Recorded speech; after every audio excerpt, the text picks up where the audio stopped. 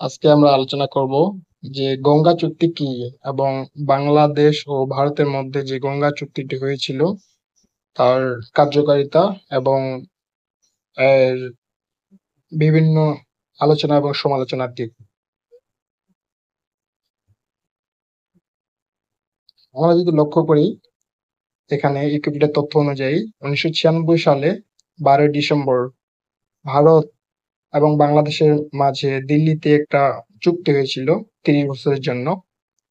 সেই চুক্তি অনুযায়ী 1 জানুয়ারি থেকে 31 মে পর্যন্ত ফারাক্কা থেকে দুই দেশের মধ্যে পানি বন্টন করা হতে থাকে এবং পূর্ববর্তী 40 বছরের গড় মাত্রা অনুযায়ী ভারত গঙ্গার পানি ভাগ পেতে থাকবে।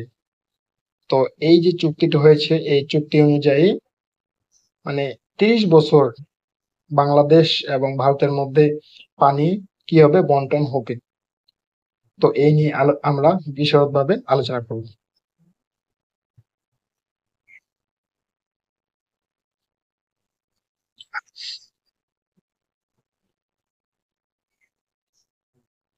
আমরা যদি মানচিত্রের দিকে লক্ষ্য করি, তাহলে আমরা দেখতে পাচ্ছি যে ভারতের যে উত্তরখণ্ড রয়েছে, উত্তরখণ্ড থেকে ভারতের ওয়েস্ট বেঙ্গল এবং বাংলাদেশে ঢুকে একটা নদী প্রবাহিত হয়েছে। এই নদীটি মূলত ভারতে গঙ্গা এবং বাংলাদেশে পদ্মা নামে পরিচিত।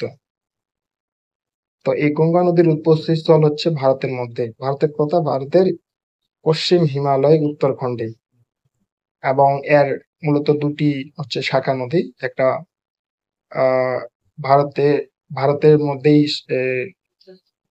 ভারতের মধ্য দিয়ে বঙ্গোপসাগর পড়েছে, সেটা হচ্ছে হুগলি, এবং অন্যটি হচ্ছে বাংলাদেশে পদ্মা নাম দিয়ে, যেটা বঙ্গোপসাগরে পতিত হয়েছে।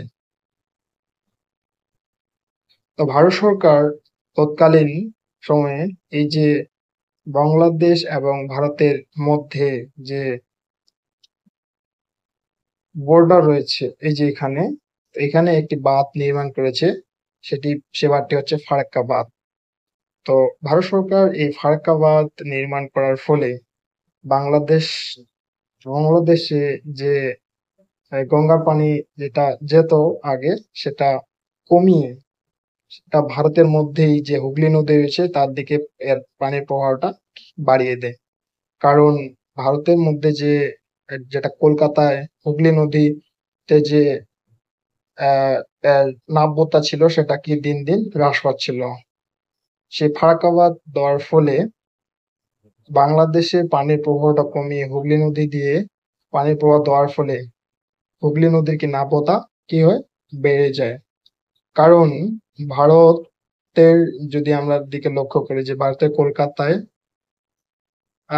ভারত বিভিন্ন দেশে যে ট্রেড করে, সেই ট্রেডের যে এর বন্দর রয়েছে, নদী বন্দর, সেটা কলকাতা একটা নদী বন্দর। তো এইখান থেকে ভারত কি করতে পারছিল না, বিভিন্ন দেশের জাহাজ সেখানে ভিড়তে পারতেছিল না, নাব্যতা কমে যাওয়ার ফলে। তার ফলে ভারত এখানে একটা ফারাক্কা বাঁধ দেওয়ার ফলে এই নদীর নাব্যতা বাড়িয়ে দেয়। এখন ভারত তার দেশে যে হুগলি নদীর নাব্যতা বাড়িয়ে দেওয়ার ফলে বাংলাদেশের যে পদ্মা নদী ছিল, সেখানে কিন্তু কি আগের মতো আর কি পানির নাব্যতা হচ্ছিল না। তার ফলে বাংলাদেশ বিভিন্ন সমস্যায় সম্মুখীন হচ্ছিল।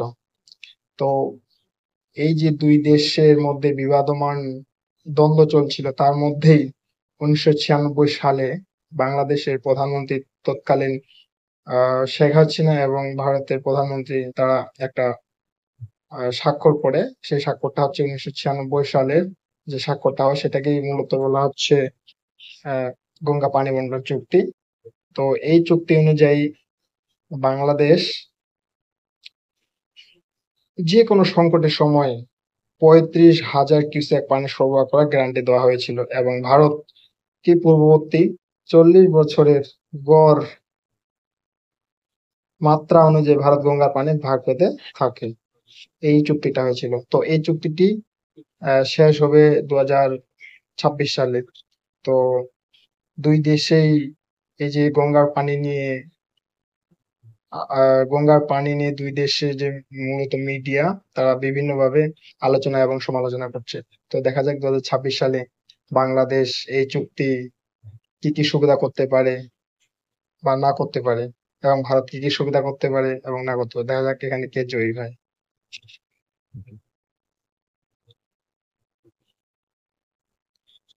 আপনার কি মনে হয় বাংলাদেশ এই যে 2026 সাল নাগাদ যে চুক্তি শেষ হবে, এই নতুন করে যে চুক্তি হবে, বাংলাদেশ কি সুবিধা করতে পারবে? তো আপনার এই মতামতটি আমার ইউটিউব চ্যানেলে জানাতে পারেন। ধন্যবাদ সকলকে।